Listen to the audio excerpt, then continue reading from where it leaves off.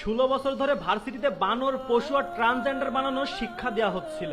16 বছর ধরে এইসব শিক্ষার্থীদের অমানুষ বানানোর চেষ্টা করা হচ্ছিল।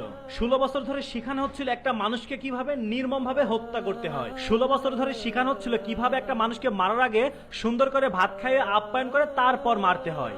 16 বছর ধরে শেখানো হচ্ছিল আয়নাঘর থেকে বের করে কিভাবে ভাতের হোটেলে গিয়ে ভাত, মাংস, পোলাও গোস্ত খাওয়ানো হয়। 16 বছর ধরে এইসব ভার্সিটিতে শেখানো হচ্ছিল কিভাবে মানুষ থেকে অমানুষ হতে হয়। আপনারা কি মনে করছেন এই অমানুষগুলো এত সহজে মানুষ হয়ে যাবে?